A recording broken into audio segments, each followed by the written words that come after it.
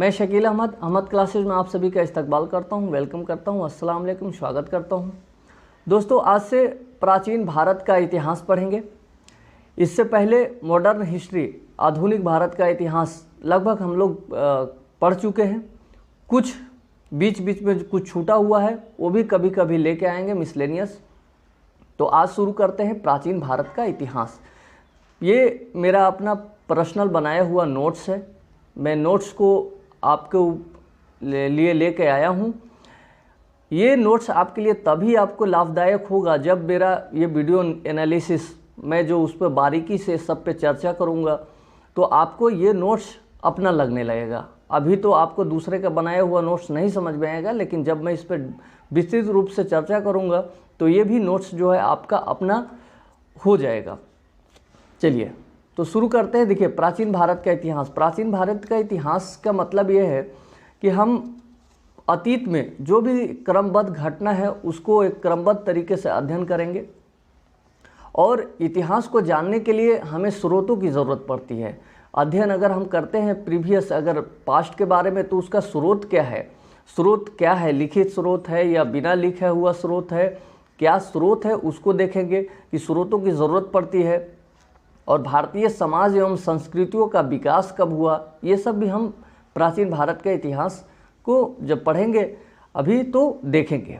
चलिए शुरू करते हैं। पहले प्राचीन भारत के इतिहास का स्रोत देखते हैं कि अध्ययन का स्रोत क्या है। देखिए, अध्ययन का स्रोत में क्या है कि पूरा तात्विक स्रोत है। आपका पूरा तात्विक स्रोत है। पहला अगर पूरा तात्विक स्रोत बोलेंगे, दूसरे को हमने बांटा है साहित्यिक स्रोत में। देखिए, पूरा तात्विक स्रोत में क्या क्या आएगा, तो अभिलेख आएगा। जैसे अशोक का अभिलेख, जो कि एक कहे तो प्राचीन, अगर बात करें तो अशोक का अभिलेख जो प्राचीन है और चट्टान और पत्थर पर उत्कीर्ण किया हुआ है, कुछ लिखा हुआ है, तो अभिलेख के बारे में पढ़ेंगे पूरा तात्विक स्रोत के में। स्मारक और भवन को देखेंगे। स्मारक भवन जैसे देखते हैं हड़प्पा और मोहनजोदड़ो का जो भी भवन है या फिर ईंट से बनाया हुआ, उसको देखने से पता चलता है कि क्या एक संस्कृति हमारी रही है प्राचीन में। आगे हम सिक्के देखेंगे, क्योंकि बहुत अलग अलग जो राजा थे वो सिक्कों का भी प्रचलन किया। कोई चांदी का, कोई सोना का, कोई उस पर उत्कीर्ण किया, कोई कुछ है, वो भी पढ़ेंगे। मूर्तियाँ को देखेंगे। पूरा तात्विक स्रोत में मूर्तियाँ देखते हैं कि आप कुषाण काल में जो है वो से आरंभ हो जाता है मूर्तियों का, जो है अच्छी नक्काशी जो है वो भी आती है। चित्रकला को देखेंगे। चित्रकला को देखेंगे कि अजंता गुफा है या और भी जो चीज़ें हैं वो भी उसमें शामिल होता है। मुहरा को देखेंगे। सिंधु घाटी में देखते हैं कि मुहरा का यूज़ जो होता है काफ़ी होता है, उसको भी देखेंगे। तो ये हम पूरा तात्विक स्रोत की हम बात करें तो उसका है लिए है, ये पूरा तात्विक स्रोत है। देखिए, पूरा तात्विक स्रोत में देखिए पाषाण काल को भी हम पढ़ेंगे, पूरा तात्विक स्रोत में ही आएगा। देखिए, पूरा तात्विक स्रोत को भी समझिए। पूरा तात्विक स्रोत क्या है? पूरा तात्विक स्रोत तो जो है, एक तरह से आप कहिए कि पूरा तात्विक स्रोत ऐसा होता है जो कि लिखित आपका नहीं है। आप एक कहें कि लिखित साक्ष्य नहीं है, यानी अलिखित है, यानी लिखा हुआ कुछ भी नहीं मिलेगा आपको। सिर्फ भवन को देख करके या चित्रकला को देख करके आप अनुमान लगा सकते हैं कि ऐसा हो सकता था। चलिए आगे आते हैं। दूसरा में हम बात करें तो दूसरा आते हैं आपका साहित्यिक स्रोत में।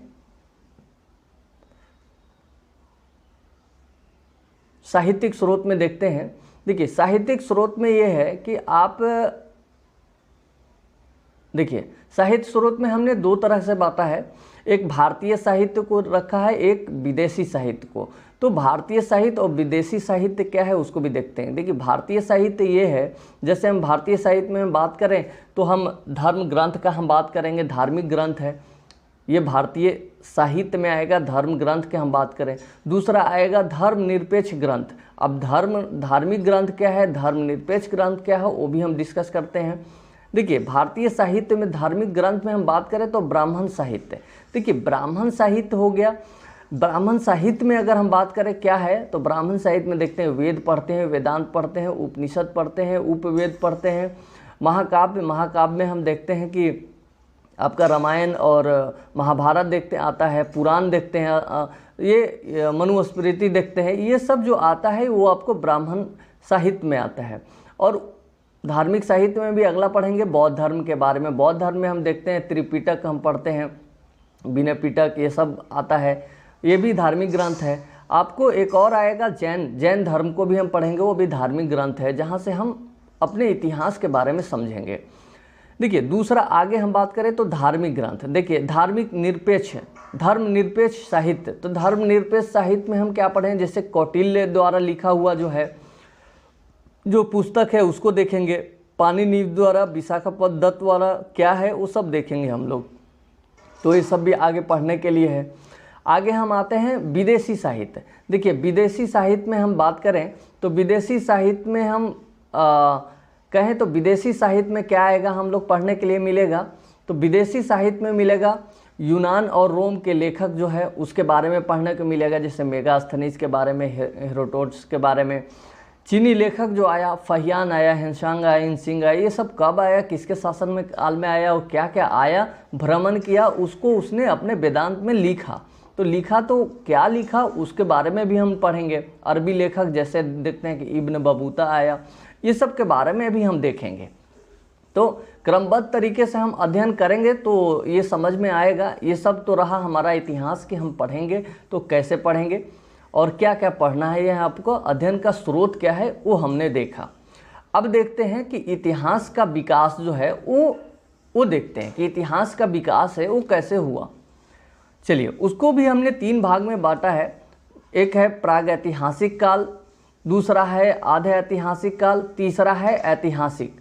देखिए 3 भागों में बांटा हुआ है। देखिए प्रागैतिहासिक काल को एक तरह से कह सकते हैं कि पुरातात्विक साक्ष्य इसमें होता है। पुरातात्विक साक्ष्य ये होता है कि लिखित साक्ष्य नहीं होगा। पुरातात्विक मतलब पाषाण काल हो गया। पाषाण काल ये हुआ कि आप पाषाण काल में हम देखते हैं कि पत्थरों का अध्ययन करते हैं, पत्थर से बहुत सारे औजार बनाए जाते हैं, पत्थरों का उपयोग होता है, मानव जाति करता है। धीरे धीरे देखते हैं कि पाषाण काल में शिकार करते हैं, ये सब की चीज़ में आगे हम पढ़ेंगे पाषाण काल के। तो प्रागैतिहासिक काल वैसा काल जिसमें हम देखते हैं कि पुरातात्विक साक्ष्य हो। पुरातात्विक क्या है ये हमने ऊपर के देखा, ये सब पुरातात्विक साक्ष्य है। अभिलेख हो गया, स्मारक हो गया, सिक्का हो गया, मूर्तियाँ हो गया, ये सब पुरातात्विक साक्ष्य है। चलिए और आगे देखते हैं आधे ऐतिहासिक काल। देखिए आधे ऐतिहासिक काल में हम ऐसा पढ़ेंगे कि लिखित साक्ष्य तो है पर उसको पढ़ा नहीं जा सकता है। जैसे हम बात करें कि इसको हम आते हैं सिंधु घाटी सभ्यता में आते हैं या ताम्र पाषाण काल में वैदिक संस्कृति में आते हैं। इस सब में क्या है कि लिखित साक्ष्य मौजूद है, कुछ लिखा हुआ है लेकिन उसको आज तक पढ़ा नहीं जा सका। ये हम आते हैं आधे ऐतिहासिक काल में, तो इसको भी हम पढ़ेंगे। आगे देखते हैं कि एक ऐतिहासिक काल। देखिए ऐतिहासिक काल में हम पढ़ेंगे लिखित और पुरातात्विक साक्ष्य, इसमें दोनों होगा, लिखित भी होगा और पुरातात्विक साक्ष्य, भवन, अभिलेख, ये सब भी रहेगा। तो वो सब कब पढ़ेंगे, तो 600 BC के बाद में, जब देखते हैं कि धर्म का जो है वो एक उदय हो जाता है, बौद्ध धर्म का और जैन धर्म का जहाँ से शुरुआत होता है, तो उसके बाद का हम जो पढ़ेंगे वो सब इसमें आएगा 600 BC के बाद का। तो ये तो हमारा रहा इतिहास का विकास। चलिए अब आगे आज से शुरू करते हैं पाषाण काल से, स्टोन एज जिसको बोलते हैं। देखिए पाषाण काल हमारा बहुत महत्वपूर्ण है। ये हिस्ट्री को समझने के लिए, प्राचीन इतिहास को समझने के लिए, हम सबको पता है कि आधुनिक जो मानव है वो एक बुद्धिमान व्यक्ति है। तो होमो सेपियस जो हम कह सकते हैं कि होमो सोपियस जो है उसका एक उदय होता है। तो हम विस्तृत रूप में नहीं जाएंगे, हम वही जाएंगे जो एग्जाम के पॉइंट ऑफ व्यू से ज़रूरी है। चलिए एंशिएंट हिस्ट्री को ऐसे देखते हैं। फर्स्ट ऑफ ऑल देखिए एंशिएंट हिस्ट्री को समझते हैं। देखिए पाषाण काल के हम शुरुआत करते हैं। पाषाण काल, देखिए पाषाण काल को समझिए। पाषाण काल मतलब स्टोन एज, मतलब पत्थरों का एज जो है। तो ये कब से है, इसको माना जाता है 5 लाख से लेकर के आपको 6000 वर्ष पूर्व तक आता है, यानी BC तक आता है। तो 5 लाख से लेकर के 6000 BC तक आता है, ये आपका पाषाण काल का है। और इसको हम प्रागैतिहासिक काल कहते हैं, जिसमें हम देखते हैं कि ओनली आपको एक तरह से साक्ष्य होता है, लिखित साक्ष्य उपलब्ध नहीं है, पुरातात्विक साक्ष्य है। तो इसलिए हम कह सकते हैं कि ये पुरातात्विक साक्ष्य सब प्रागैतिहासिक काल में आता है। तो क्वेश्चन आपसे पूछ सकता है कि पाषाण काल कौन सा काल में आता है, तो प्रागैतिहासिक काल में आएगा। चलिए इसका खोजकर्ता के बारे में समझ लेते हैं। डॉक्टर प्राइस प्राइम रोज अंग्रेज एक जो थे, जो जनक है भारत में, जो इन्होंने खोज किया 1842 में इनको खोज किया था। चलिए बाकी इसमें विस्तृत रूप से हम ना जाएंगे, क्योंकि बहुत सारे इसमें है अलग अलग कि क्या खोज किया क्या नहीं हुआ, वो सब नहीं जाएंगे। आपके एग्जाम्स के पॉइंट ऑफ व्यू से ही हम बात करेंगे। चलिए खोजकर्ता ओनली हम देखेंगे डॉक्टर प्राइम रोज अंग्रेज, बस उसके बाद हम कुछ नहीं जाएंगे। आप चाहें तो इसको नोट समझ सकते हैं, अलग अलग जगह में है। देखिए रॉबर्ट वुड जो है जियोलॉजिकल सर्वेक्षण के प्रमुख थे। ये सब चीज़ें हैं जो आप अपने से डिसाइड कीजिएगा कि आपके लिए ज़रूरी है या नहीं है। चलिए अब पाषाण काल के लिए विस्तृत रूप से हम जाएंगे कि पाषाण काल क्या है। पाषाण काल को तो समझ लिए, 5000 से ले देखिए 5 लाख से लेकर के आगे तक 6000 तक BC तक था। अब पाषाण काल को समझते हैं। इसको 3 भागों में हम लोग पढ़ेंगे, पूरा पाषाण काल, मध्य पाषाण काल और नव पाषाण काल। देखिए पूरा पाषाण काल, मध्य पाषाण, देखिए पूरा पाषाण काल हम 5 लाख से लेकर के 10,000 तक हम BC को पढ़ेंगे, ठीक है। इस समय कह सकते हैं कि हिम युग था, मतलब गर्मी ज़्यादा नहीं थी, बहुत ज़्यादा ठंडी थी, हिम युग था। चलिए आगे मध्य पाषाण काल को हम देखेंगे 10,000 से लेकर 8,000 BC तक, और नव पाषाण को देखेंगे 8,000 से लेकर 6,000 BC तक। चलिए आगे देखते हैं पाषाण काल में। अब देखिए पाषाण काल को, पूरा पाषाण काल को भी हम लोग 3 भाग में बांटकर पढ़ेंगे। तो आज अभी जो पढ़ेंगे वो पूरा पाषाण काल को हम देखते हैं। पूरा पाषाण काल को भी 3 भाग में, निम्न पूरा पाषाण, मध्य पूरा पाषाण और उच्च पूरा पाषाण काल। तो निम्न पूरा पाषाण काल को 5 लाख से 50,000, मध्य पाषाण काल को 50,000 से 40,000 और उच्च पूरा पाषाण काल को 40,000 से 10,000। ये हमारा ये 3 भागों में बांटा है। अब ये तीनों के बारे में देखते हैं। पहला देखते हैं कि हम निम्न पूरा पाषाण काल में क्या था, उस समय क्या था, उसके बारे में समझते हैं। देखिए हम सबको पता है कि उस टाइम जो है हिम युग था। हिम मतलब गर्मी नहीं था, ज़्यादा ठंडी थी, और लोग जो हैं वो किसी भी तरह का खेती बाड़ी नहीं करते थे, कच्चा मांस खाते, आग की भी उत्पत्ति नहीं हुई थी उस समय निम्न पूरा पाषाण काल में। ये देखिए धीरे धीरे हम देखते हैं कि एक गृहस्थी जीवन में कैसे हम लोग आते गए, यानी कि मनुष्य का विकास कैसे हुआ, ये पूरा पाषाण काल से हम समझेंगे और क्रमबद्ध तरीके से। आपको क्वेश्चन ये आ सकता है कि आग का उत्पत्ति किस काल में हुआ, आपको खेती का उत्पत्ति किस काल में हुआ, जानवर जो पालन होता है उसका पालन पोषण जो है वो किस काल में हुआ। तो इन सब चीज़ों के बारे में आपको क्रमबद्ध तरीके से हम लोग समझेंगे। चलिए निम्न पूरा पाषाण काल को 5 लाख से लेकर के 50,000 तक। तो निम्न पूरा पाषाण काल में क्या था उसको भी समझते हैं। देखिए उस टाइम क्या था कि कुछ हथियार, देखिए पत्थर से बने हुए हथियार को यूज़ करते थे मानव लोग।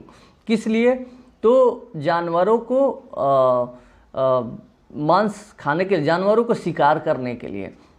तो उस समय कह सकते हैं कि चापर एक है। चापर देखिए कैसा होता था। ये सब औजार है जो मैंने बनाया है। देखिए ये औजार है, ये औजार है, ये चापर औजार है, चापिंग औजार है। देखिए चापर चापिंग कैसा होता था, ये एक तरफ धारदार बनाया हुआ है ऐसे से, ये पत्थर से बनाया हुआ है। ये भी ऐसा, ये भी इस तरह से ऐसा बनाया हुआ है, गणासा टाइप का है। ये देखिए कुल्हाड़ी है, हैंडेक्स कुल्हाड़ी का भी यूज़ होता है, जो हाथ से बना हुआ, हालांकि लकड़ी ये सब नहीं, पत्थर का ही बना हुआ है कि ये यूज़ आ सके किसके लिए, शिकार के लिए। तो इसी अगर हम बात करें तो एक संस्कृति की प्रणाली का जो है एक उस समय डेवलप होती है। तो क्वेश्चन कभी कभी आता है कि कोर संस्कृति किस काल का लिए माना जाता है। तो निम्न पूरा पाषाण काल में कोर संस्कृति प्रणाली आती है, जिसमें चापर, चापिंग, बिदारनी, हैंडेक्स, कुल्हाड़ी, ये सब का यूज़ होता है। ये हम पढ़ रहे हैं किसमें, निम्न पूरा पाषाण काल में। चलिए देखिए हैंडेक्स भी संस्कृति बोलती है, चूँकि हाथ से ये हैंडेक्स संस्कृति। देखिए ये हैंडेक्स हम बात करें तो अगर हम बात करें कि देखिए दोनों औजार ये मिला है, ये जो औजार मिला है हैंडेक्स, ये चापिंग, ये सब जो चापर चापिंग जो संस्कृति उत्तर भारत में खास करके जम्मू कश्मीर में है, हैंडेक्स कुल्हाड़ी। तो क्वेश्चन कभी कभी आता है कि ये जो चापर चापिंग जो संस्कृति है वो किस क्षेत्र से संबंध रखता है, तो जम्मू कश्मीर से। इसमें देखिए ये कौन सा पत्थर से, तो क्वार्टजाइट के पत्थर से ये सब बने हैं, क्वार्टजाइट पत्थर से ये सब बने हैं। चलिए ये सब हमने सिर्फ पूरा निम्न पूरा पाषाण काल में देखा कि कोर संस्कृति, सिर्फ ये देखिए क्वेश्चन आपके एग्जाम्स के पॉइंट ऑफ व्यू से, कोर संस्कृति, चापर चापिंग जो है वो हथियार है, और उत्तर भारत में ये है कहाँ पर, जम्मू कश्मीर में हैंडेक्स कुल्हाड़ी है और क्वार्टजाइट के पत्थर से बने हैं ये सब। चलिए ये तो हमने पढ़ा निम्न पूरा पाषाण काल। अब आगे देखते हैं कि निम्न पूरा पाषाण काल को हमने 3 तरह से बांटा है, एक निम्न पूरा पाषाण काल, मध्य पूरा पाषाण काल। तो आगे पढ़ेंगे हम मध्य पूरा पाषाण काल। चलिए मध्य पूरा पाषाण काल को भी हमने 3 भाग 50,000 से लेकर 40,000 तक BC तक रखा है, जिसमें हम देखते हैं कि फलक संस्कृति का। देखिए फलक मतलब क्या है, इसको भी समझते हैं। देखिए नदी, इसमें खास करके जो नदी के में जो पानी बहता है तो उसके किनारे देखते हैं कि बहुत सारे पत्थर होता है। तो पत्थर कभी कभी हम लोग देखते हैं कि पत्थर जो है घिस जाता है, पानी ज़्यादा उस पर बहाव तेज़ रहता है तो पत्थर धीरे धीरे घिस जाता है, घिस करके किनारे आ जाता है। तो घिस करके किनारे आता है तो अगर गोल पत्थर हो तो हम देखते हैं कि किनारे से सब घिसते घिसते कुछ इस तरह का पत्थर आ जाता है। चलिए इस तरह का जो पत्थर आ जाता है, देखिए ये इस तरह का कुछ पत्थर आ जाता है। तो इस तरह का ये पत्थर आने के बाद देखते हैं कि टूटते टूटते ऐसा आता है। तो इसमें भी एक लोग को लगता है कि अरे ये तो हमारा एक तरह से दूर से फेंक करके मारने का कुछ हथियार आ जाता है, कहीं एक तरफ नोकीला बन जाता है तो कोई एक तरफ कुछ अलग ढंग से, मतलब ऐसा उन लोगों को लगता है मानव जाति को कि ये हमारा औजार के रूप में अपने आप बन जा रहा है, इसको हम यूज़ कर सकते हैं दूर से फेंक कर मार करके। यानी कि कोई भी जानवर को हम दूर से भी इसको मारेंगे तो नोकीला रहेगा तो लगेगा ही। तो ये सब जो देखते हैं कि पत्थर टूट करके ये सब आ जाता है और ये बनता है, तो इसको हम कहते हैं फलक संस्कृति। तो अगर हम बात करें कि मध्य पूरा पाषाण, ये अभी मध्य पूरा पाषाण काल पढ़ रहे हैं, तो मध्य पूरा पाषाण काल में फलक संस्कृति हम देखते हैं। तो इसमें देखते हैं कि देखिए नए नए जो हथियार इसमें आता है तो उसमें खुरचनी, देखिए खुरचनी, तजनी, बेधनी देखते हैं कि बेधने का मतलब यही सब।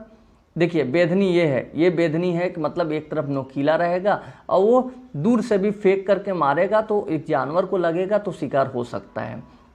फलक देखिए इस तरह का रहेगा, आयताकार, कहीं कहीं थोड़ा गड्ढा तरह रहेगा, एक नोकीला टाइप। तछनी देखिए इस तरह का प्रिज्म के हिसाब से एक तरफ भी आपको, ये सब पत्थर का बना हुआ है, ध्यान रखिएगा ये सब पत्थर का बना हुआ है।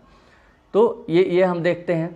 और ये भी देखते हैं कि कौन सा पत्थर से है, तो क्वार्टजाइट पत्थर के फलक से बनते हैं। ये देखिए और भी इसमें एक नया आता है, जेप्सर पत्थर आता है, चर्ट पत्थर आता है और फ्लिंट पत्थर। तो फर्स्ट में हमने देखा क्वार्टजाइट, लेकिन क्वार्टजाइट यहाँ भी रहता है लेकिन इसके साथ साथ चर्ट और जेप्टर जुड़ जाता है, नया पत्थर कुछ आता है जो कहाँ से आता है, आपको रिवर से आता है। चलिए अब आगे देखते हैं हम निम्न उच्च पूरा पाषाण काल जो 40,000 से लेकर 10,000 तक आता है।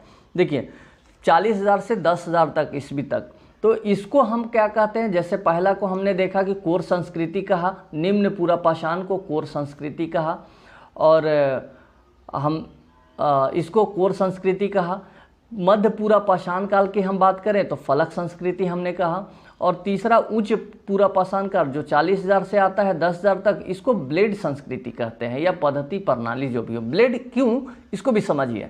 देखिए इसमें जो भी औजार है वो पहले से जो चला आ रहा है वो तो रहेगा ही, यानी कि चापर, चापिंग ये सब भी चलेगा इसमें, और खुरदनी, तछनी, बेधनी ये सब भी इसमें आएगा। लेकिन नया जुटता है एक ब्लेड। ब्लेड क्या कि यहाँ तक आते आते हम देखते हैं कि आकार जो है वो ब्लेड जैसा हो जाता है ऐसा, और उसके जो किनारे पे है वो थोड़ा एक नुकीला टाइप का आ जाता है। तो चूँकि ये कहाँ से डेवलप होता है, ये नदी से डेवलप होता है। नदी में देखते हैं कि पानी से जो है वो लगने से पत्थर जो है वो नुकीला होते जाता है कहीं कहीं, उसी का यूज़ ये लोग मानव जाति जो है जानवर को शिकार करने के लिए यूज़ करते हैं। चलिए इसी समय हम देखते हैं कि हिम युग की लगभग समाप्ति हो जाती है। तो हिम युग के समाप्त होगा तो क्या होगा, हिम युग खत्म होगा तो ज़्यादा गर्मी बढ़ेगी। तो गर्मी बढ़ेगी तो हम देखेंगे कि बहुत सारी उत्पत्ति, जीव जंतु का उत्पत्ति होंगे, यानी छोटे छोटे जीव को हम उत्पत्ति, छोटे छोटे जीव कब होता है, गर्मी से ही तो होता है। और देखेंगे इसके साथ साथ हम देखेंगे कि पेड़ पौधे वनस्पति का भी आगे विकास होगा।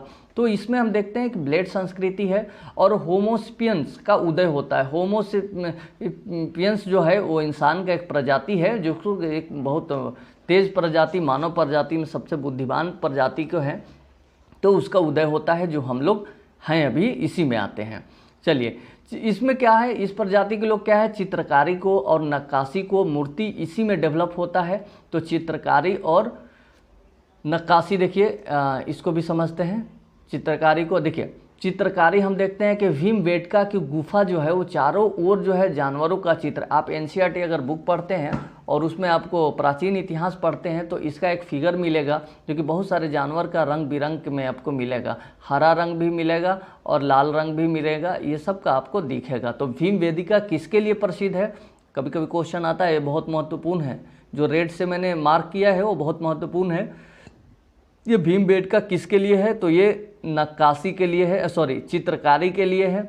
और कहाँ पर है ये, तो एमपी में है, जानवरों का चित्र इस पे है। चलिए, इसके साथ साथ हम देखते हैं कि नक्काशी होता है, नक्काशी भी होता है। तो क्या होता है, नक्काशी में एक मूर्ति का भी डेवलप होता है यहाँ से। चलिए, और ये गुफा में है, वृत्ताकार जो है, वक्कार ने इसका देखिए, इस समझते हैं कि इसका खोज किसने की है। देखिए, वक्कार ने भीमबेटका जो है, भीमबेटका जो गुफा है उसका खोज किया था। चलिए, इसके बारे में और भी देखते हैं कि कुछ जो है ये नदी पे आपको मातृ देवी की मूर्ति भी मिली है, कुछ हड्डियों पे नक्काशी में मिली है। देखिए, अब यहाँ से जब देखते हैं कि हिम युग की समाप्ति होती है, तो हम देखते हैं कि हिम युग की समाप्ति होने के बाद देखते हैं कि लोगों में चित्रकारी भी, नक्काशी भी और ये सब का आगमन एक तरह से हो जाता है। चलिए, अब आगे देखते हैं इसको। अभी सिर्फ हमने यही समझा, निम्न पाषाण काल और मध्य पाषाण काल, उच्च पाषाण काल, ये किसका है, पूरा पाषाण काल के बारे में पढ़ा। चलिए आगे देखते हैं। देखिए, इसका खोज किसने किया, क्या है, उसको आप छोड़ दीजिए, उसको ज़्यादा इम्पोर्टेंस नहीं है, ज़्यादा ये सब इम्पोर्टेंस उतना नहीं रखता है। स्थल भी छोड़ दीजिए, और एक संस्कृति कहाँ से आया, क्या आया, छोड़ दीजिए। हाँ, ये समझ सकते हैं कि अभी तक कृषि का ज्ञान नहीं हुआ है, और खाद्य संग्राहक पर जीवन यापन जो है वो किससे होता है, यानी कि एक तरह से खाना और पदार्थ क्या होता है, तो वनस्पति न होकर के अभी मांसाहारी लोग हैं, मछली और ये सब शिकार करते हैं और खाते हैं। स्थल के बारे में हम सिर्फ ये देखना है, ये सब जो स्थल है बहुत सारा, देखिए कश्मीर में कौन सा है, राजस्थान में कहाँ से क्या है, ये सब के बारे में उतना जानने की ज़रूरत नहीं है। विस्तृत रूप से अगर पढ़ना है तो आप पढ़ सकते हैं, लेकिन एग्ज़ाम के पॉइंट ऑफ से वो सब उतना यूज़फुल नहीं है। जो यूज़फुल है वो मैं बता दूंगा। चलिए आगे पढ़ते हैं मध्य पाषाण काल। ठीक है, अभी हमने पढ़ा पूरा पाषाण काल, पूरा पाषाण काल में निम्न पाषाण काल पढ़ा, मध्य पूरा पाषाण काल पढ़ा और उच्च पूरा पाषाण। अब मध्य पाषाण काल 10,000 से लेकर के 8,000 BC तक है।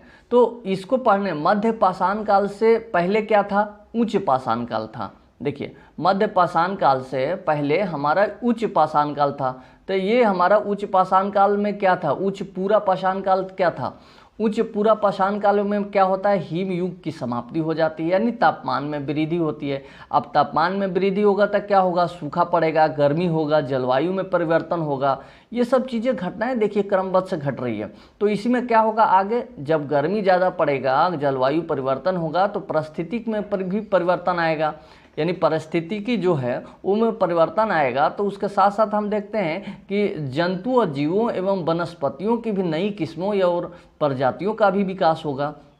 छोटा छोटा गर्मी ज़्यादा पड़ेगा, जलवायु परिवर्तन होगा, तो जंतु जीव और वनस्पति में भी तो नए नए किस्म पौधा जो है उसका तो विकास भी होगा ना। इसके साथ साथ देखते हैं कि आकार क्या होता जाएगा। अब देखते हैं कि पहले पशु बड़ा बड़ा होता था, अब देखते हैं कि छोटा छोटा प्रजाति के भी जीव जंतु आएंगे तो क्या होगा, आकार छोटा हो जाएगा। देखते हैं गर्मी ज़्यादा होते जाता है तो ज़मीन में अपने आप बहुत सारे कीड़े मकोड़े का भी उदय होता है, तो आकार अब अपेक्षाकृत छोटा होता जाएगा। चलिए इसको भी समझते हैं।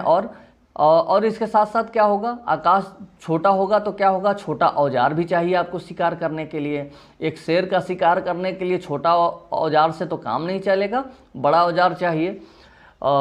लेकिन वहीं एक छोटा सा अगर हम बात करें, कोई कीड़े मकोड़े या फिर छोटा अगर बात करें कि जो जीव जंतु होती हैं बहुत छोटे जो होते हैं, उसके लिए छोटे औजार की ज़रूरत पड़ती है, बड़ा औजार की ज़रूरत नहीं पड़ती है। तो चलिए ये हम देखा कि उच्च पूरा पाषाण काल में अभी भी हम देखते हैं कि कृषि का कोई यहाँ बात नहीं हुई है, कोई भी यहाँ कृषि का कोई बात नहीं है, यहाँ भी आग का कोई उत्पत्ति नहीं हुई है।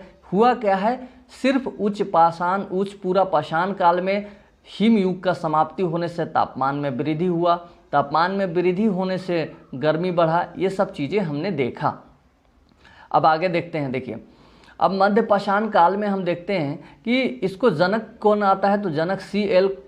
कार्लाइल है, ये जनक है। तो देखिए इस सब के बारे में उतना जानने की ज़रूरत नहीं है कि जनक कौन है, सिर्फ ये समझिए मध्य पाषाण काल में हुआ क्या है, परिवर्तन क्या हुआ है। तो देखिए मध्य पाषाण काल में देखिए पहले से जो संस्कृतियाँ चली आ रही है, जो अगर औजार है वो तो रहेगा ही, बेधनी खुरचनी ये सब देखते हैं कि ये सब तो रहेगा ही, ब्लेड रहेगा, ये सब रहेगा, लेकिन उसके साथ साथ इसमें और भी कुछ जुटेगा, उसको हम देखते हैं। देखिए जुटेगा क्या, तो नया औजार में हम देखते हैं कि चापर चापिंग ये सब तो रहेगा ही, तछनी बेधनी ब्लेड ये सब रहेगा ही। इसके साथ साथ क्या चीज़ है, ये सब रहेगा, लेकिन एक काम ये रहेगा कि ये सब जो है ना अब थोड़ा सा छोटा होता जाएगा, मतलब एक अलग अलग आकार में, जैसे त्रिभुजा आकार में रहेगा अब, ठीक है। शिकार करने के लिए ज़रूरत होती है छोटे छोटे औजार की, तो एक देखते हैं कि ये औजार रहेगा नौचंद्रकार का रहेगा, समलंब रहेगा, तो ये भी देखते हैं। आगे देखते हैं कि समलंब औजार है ये हमारा, तो ये नया औजार भी आ जाता है, समलंब नया औजार आता है कुछ, तो उसको भी हम देखेंगे। चलिए आगे देखते हैं।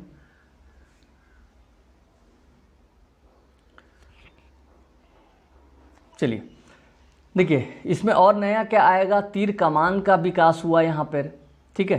तीर कमान का विकास हुआ, तकनीकी यानी दूर से फेंकने वाला, एक तरह से हम कहें तो दूर से फेंकने वाला हथियार की ज़रूरत पड़ेगी, क्योंकि दूर से इसलिए कि कहीं कहीं छोटा अगर भाग रहा है, इधर हो रहा है, तो छोटा छोटा खरगोश हुआ या और कुछ हुआ छोटा जानवर, तो उसको हम दूर से भी मार, या फिर नुकसानदेह वाला जानवर है तो दूर से ही शिकार करना पड़ेगा, नज़दीक से तो करेंगे नहीं आप। तो तीर कमान का भी विकास होता है, दूर से फेंकने वाला मारने वाला औजार। तो दूर से क्या, ये सब औजार ऐसा है कि देखिए नोकीला है, अगर दूर से मारेंगे तो कोई न कोई इसका एक सिरा से लगेगा ही, चोट तो लगेगा ही ना, त्रिभुजाकार ये सब कहीं ना कहीं से एक चोट तो लगेगा, तो उससे भी शिकार किया जा सकता है।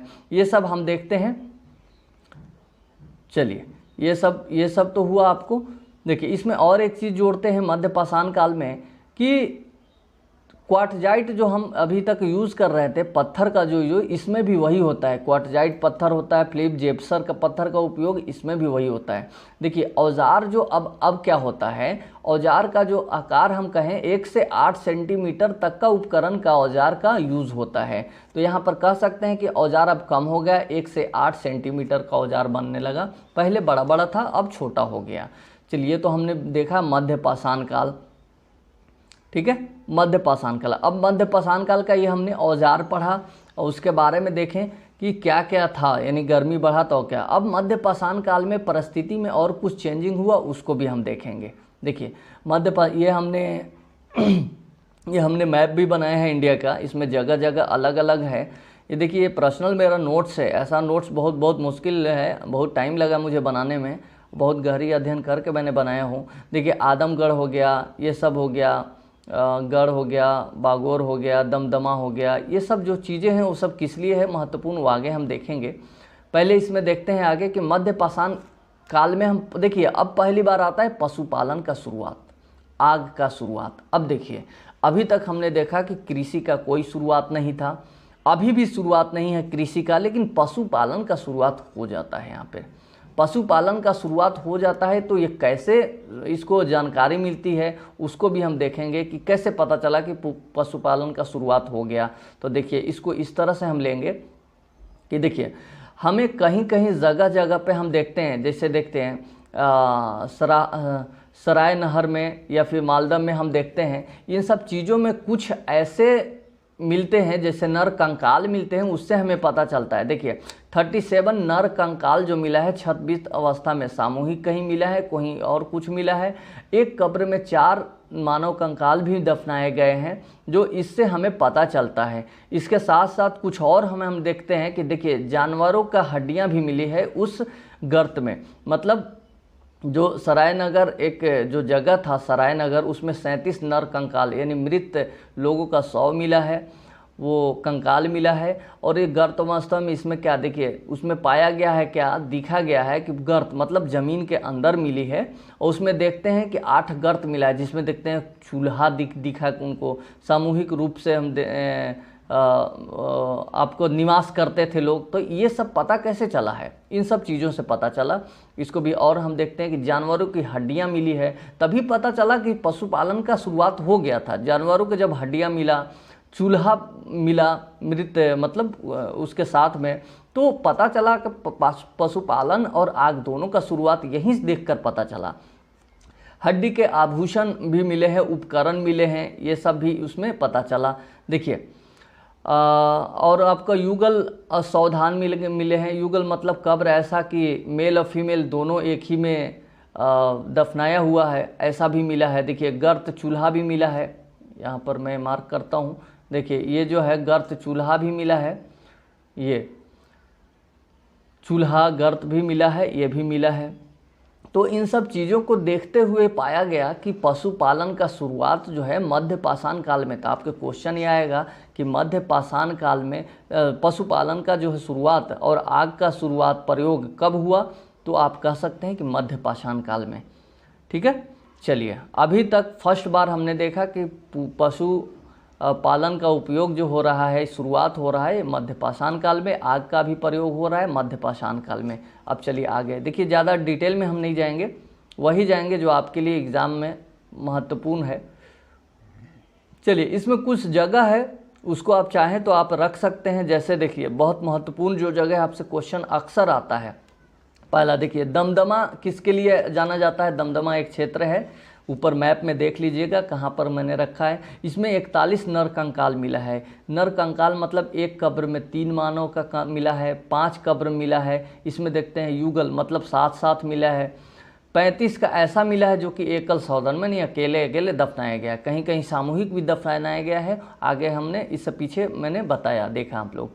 ठीक है, बाकी सब चीज़ें हैं। पशुपालन के अगर हम बात करें कि प्राचीनतम स्थल, पशुपालन के प्राचीनतम जो स्थल है वो बागौर है, राजस्थान में है। ठीक है, भीलवाड़ा डिस्ट्रिक्ट में है। तो क्वेश्चन कभी आ सकता है कि पशुपालन के जो है प्राचीनतम स्थल कहाँ मिले हैं, तो बागौर में मिले हैं। अब आदमगढ़ देखिए, क्वेश्चन जहाँ से आता है वो मैं बता रहा हूँ। पशुपालन के साक्ष्य मिलते हैं, तो क्वेश्चन ज़्यादातर आपको रहेगा ऑप्शन में आदमगढ़। आदमगढ़ रहेगा तो ज़रूर एमपी में है ये। पशुपालन के साक्ष्य यहीं पे मिले हैं आदमगढ़ में।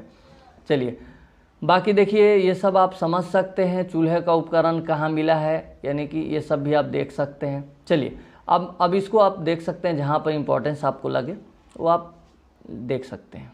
चलिए आगे देखते हैं कि देखिए नवपाषाण काल, इससे पहले हमने देखा पूरा मध्य पाषाण काल। ठीक है, अब देखते हैं नवपाषाण काल। नवपाषाण काल 8000 से लेकर 6000 बीसी तक है। नवपाषाण काल को नवपाषाण भी कहते हैं। पाषाण मतलब पत्थर। अभी तक देखिए हम बताए नहीं, अगर समझ पाए हैं तो समझ लीजिए। पाषाण मतलब पत्थर, तो नव मतलब नया पत्थर।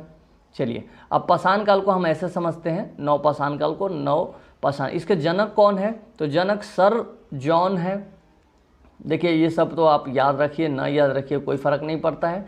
सर जॉन लुवाक है, ये सब उतना क्वेश्चन आएगा भी नहीं। देखिए नवपाषाणिक क्रांति को कौन हुआ, गोल्डन चाइल्ड हुआ। चलिए उत्तर भारत में कौन है, दक्षिण भारत में कौन है, ये सब आप नहीं भी याद रखेंगे कोई मतलब नहीं बनता है। चलिए आगे देखते हैं, खोज किसने किया, ये सब आप देख सकते हैं, लेकिन ये सब क्वेश्चन आएगा नहीं आपसे। क्वेश्चन क्या आएगा देखिए, अब समझिए क्वेश्चन यहाँ से आएगा। नवपाषाण काल में महत्वपूर्ण रूप से क्या क्या विकास हुआ वो देखिए। देखिए नवपाषाण काल में हम अगर बात करें तो नवपाषाण काल में देखिए कृषि का ज्ञान यहाँ पर शुरुआत होती है। क्योंकि इससे पहले हमने देखा कि मध्य पाषाण काल में हमने देखा कि जानवर जो है वो पशुपालन थोड़ा सा विकास हुआ, प्रारंभ हो गया, और इसके साथ साथ आग का भी एक शुरुआत हो गया, वो हमने देखा मध्य पाषाण काल में। नवपाषाण काल में कृषि का ज्ञान हो जाता है, कृषि का शुरुआत हो जाता है। चलिए इसके बाद मृद भांड का विकास होता है। मृद भांड मतलब मट्टी का बनाया हुआ जो पॉट होता है उसका विकास हो जाता है। क्योंकि घर में पाए जाते हैं तो इससे पता चलता है पशुपालन के भी साक्ष्य महत्वपूर्ण रूप से यहाँ मिलते हैं। इससे पहले देखें कि शुरुआत आरंभ होता है, यहाँ पर साक्ष्य मिलता शुरू हो जाता है बहुत ज़्यादा। पॉलिशदार जो है वो उपकरण भी अब आता है, उसमें देखते हैं कि हड्डी की उपकरण भी एक मौजूद होता है। देखिए अब देखते हैं कृषि, जो ज़्यादा इम्पोर्टेंस है।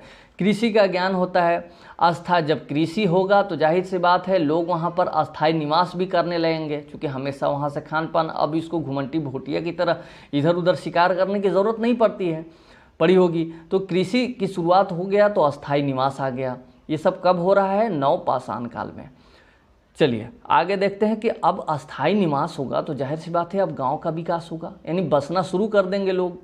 तो गांव का जब विकास होने लगेगा तो घर का विकास होगा, यानी घर अब हमेशा के लिए जब रहना है तो घर तो अच्छा बनाना शुरू कर देंगे ना लोग।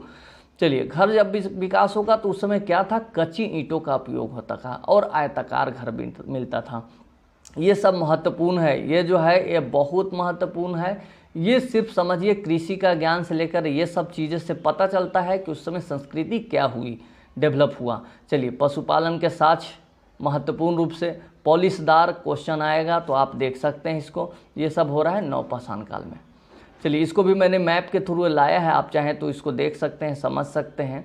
देखिए मैप ऐसा है, आप चाहें तो समझ सकते हैं। देखिए मैप ये है कि ये हमारा मैप है। देखिए इसमें कहाँ कहाँ है कौन, देखिए बुर्जहोम जो मैंने मेहरगढ़, ये दोनों बहुत महत्वपूर्ण है। क्यों महत्वपूर्ण है? बुर्जहोम क्यों है, मेहरगढ़ क्यों है, ये जहाँ से क्वेश्चन हमेशा आता है वो सब समझ लीजिएगा, वो बताएंगे। बाकी जो क्षेत्र हैं वो भी अपने अपने क्षेत्र के लिए जाना। देखिए चिराड यहाँ पर मैंने लिखा है तो ये भी बहुत महत्वपूर्ण है। इसमें देखिए मेहरगढ़ बहुत महत्वपूर्ण, और आपका दूसरा आपका है चिराड हो गया, ये भी महत्वपूर्ण है। ये मैप के थ्रू हम देख रहे हैं। चलिए अब बुर्जहोम के देखते हैं क्यों महत्वपूर्ण है, उसको भी देखते हैं। चलिए देखिए अब बुर्जहोम से क्वेश्चन क्या आता है। देखिए बुर्जहोम के इसलिए क्वेश्चन ये आएगा कि आपका देखिए मानव के साथ कुत्ते के दफनाने का साक्ष्य मिला है। मतलब जहाँ भी दफन, ये सब कैसे पता चला?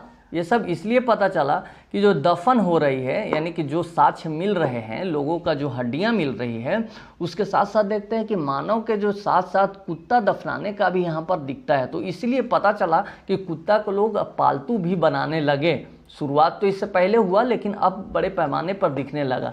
तो लोग ये सोचा कि हाँ अब जो है बुर्जहोम देखिए किस लिए महत्वपूर्ण है, तो झील के किनारे ये गर्तवास के लिए महत्वपूर्ण। ये मतलब क्या?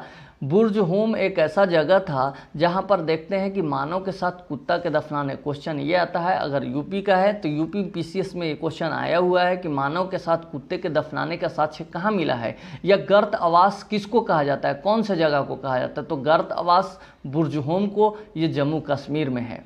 चलिए यहाँ से महत्वपूर्ण हम क्वेश्चन ये रहा। आगे हम देखते हैं मेहरगढ़। अभी मैंने पीछे हमने 3 को अंडरलाइन किया था, बताया था कि बुर्जहोम, मेहरगढ़ और चिराद बहुत महत्वपूर्ण है। अब देखिए मेहरगढ़ कहाँ है, तो बलूचिस्तान में है अभी। तो मेहरगढ़ किस लिए प्रसिद्ध है? तो मेहरगढ़ कृषि के सबसे प्राचीन साक्ष्य यहीं मिला है। अगर हम प्राचीन साक्ष्य की बात करें कहाँ मिला है, तो ये कृषि के सबसे प्राचीन सार मेहरगढ़। क्वेश्चन आएगा आपका कि कृषि के सबसे प्राचीन साक्ष्य कहाँ मिला है, तो मेहरगढ़। तो बुर्जहोम याद रखिएगा, मेहरगढ़ याद रखिएगा। भैंस पालन का भी यहाँ पर साक्ष्य मिला है। गेहूं, जौ, कपास ये सब का भी साक्ष्य यहाँ पर मिला है, प्राचीन समझिए कृषि संबंधित यहीं पर। आगे एक क्वेश्चन आगे देखिए, बीच में भी हम देख सकते हैं धान के प्राचीन साक्ष्य कहाँ मिला है, तो कोल्डी हवा में मिला है। ये भी क्वेश्चन आपसे आज पूछा जा सकता है, आप अपने हिसाब से देख सकते हैं। महत्वपूर्ण देखिए आगे है चिराद। देखिए चिराद क्या है? सर्वाधिक हड्डी के उपकरण यहाँ पर मिला है। सर्वाधिक हड्डी का उपकरण कहाँ मिला है, तो ये आपका मिला है सर्वाधिक हड्डी का उपकरण, जैसे हिरन के चिराद में मिला है। ये आपको महत्वपूर्ण। तो आज के लिए दोस्तों यहीं तक। आगे एक ताम्रपाषाण काल है, उसको भी हम आगे के हम वीडियो में देखेंगे, ताम्रपाषाण काल में। उसके बाद देखते हैं कि हड़प्पा संस्कृति, उसको भी देखेंगे। तो उम्मीद करते हैं आपको अगर अच्छा लगेगा, और नोट्स आपको पूरा चाहिए, आपको हमारा नोट्स, तो प्लीज़ आप अपना मेल आईडी मुझे दे दीजिएगा, और या व्हाट्सएप नंबर मुझे दीजिएगा, मेल आईडी दीजिएगा, मैं आपको पूरा नोट्स आपको प्रोवाइड कर दूंगा। चलिए थैंक यू, मेरे साथ बने रहिए, लाइक कीजिए, सब्सक्राइब कीजिए और मेरे साथ बने रहिए।